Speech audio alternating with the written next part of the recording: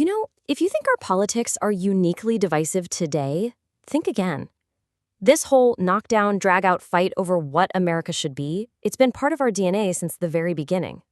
I mean, literally, from the moment the ink was dry on the Constitution.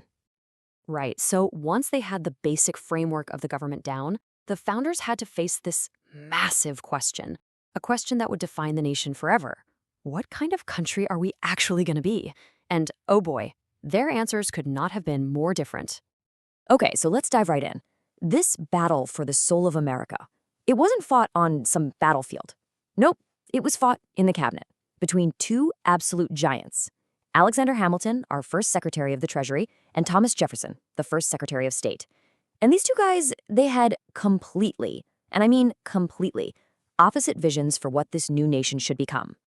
So let's start with the economy. On one hand, you have Hamilton. He's dreaming big.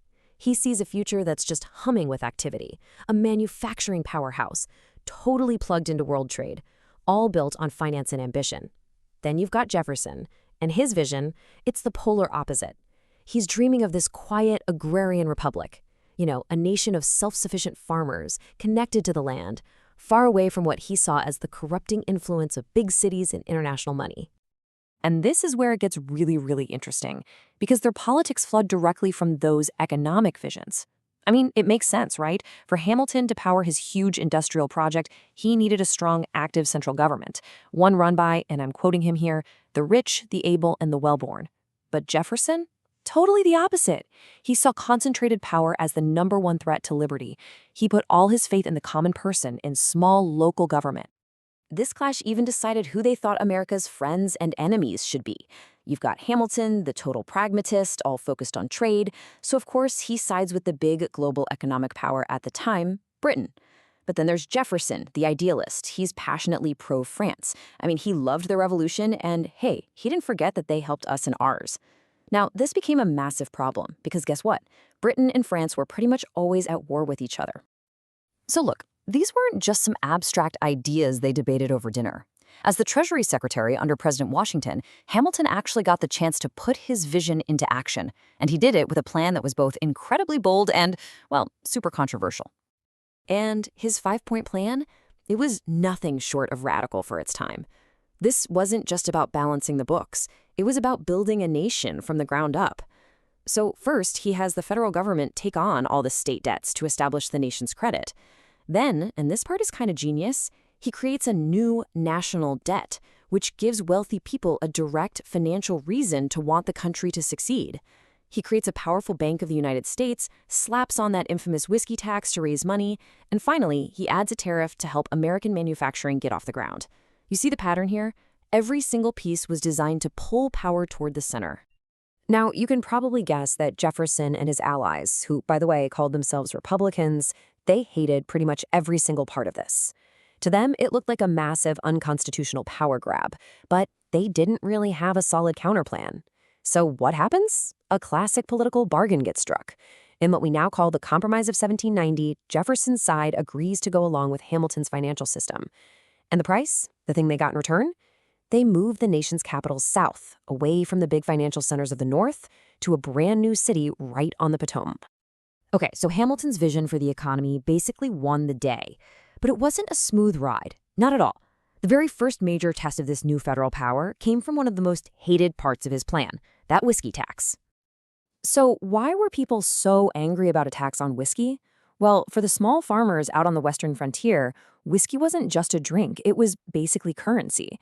It was the easiest and most profitable way to get their grain to market. So when this new tax came along, it didn't feel like some grand national policy. It felt like a direct attack on their livelihood, coming from a powerful, faraway government that didn't understand them. And by 1794, they were done talking. They took up arms. And the federal response? It was a show of absolutely overwhelming force. We're talking President George Washington himself leading an army of 13,000 troops to put down the rebellion. Let that sink in. 13,000. That's more soldiers than he often had under his command during the entire Revolutionary War. The message could not have been clearer. This new federal government has power, and it is not afraid to use it. This was Hamilton's vision, brought to life with an army. By the time he was leaving office, you get the sense that Washington was just exhausted, and deeply, deeply worried. He was watching these ideological fights harden into permanent political parties. And in his famous farewell address, he practically begged the country to turn away from what he called the baneful effects of the spirit of party. He was terrified it would tear apart the very nation he'd fought so hard to create. But nobody listened. His warning just went completely unheeded. In fact, the conflict only got worse under the second president, John Adams, who was a Federalist, just like Hamilton. Things escalated to the point where it became a full-blown crisis over the very meaning of freedom in America. So the whole thing was kicked off by France. They were at war with Britain again and started seizing American ships. President Adams sends over some diplomats to try and sort things out, but when they get there, 3 secret French agents, we only know them as X, Y, and Z, they demand a huge bribe just to even begin negotiations. Well, that insult just lit a match back home, and this firestorm of anti-French hysteria erupted. And the Federalists, who were in power, they jumped all over this wave of patriotic anger. They passed a series of laws, and the most controversial one by far was the Sedition Act. What did it do? It basically made it a crime to criticize the government. And let's be really clear about what this was. It was a political weapon, plain and simple, designed to shut up their opponents, the Jeffersonian Republicans. The backlash was immediate, and it was fierce. I mean, check this out.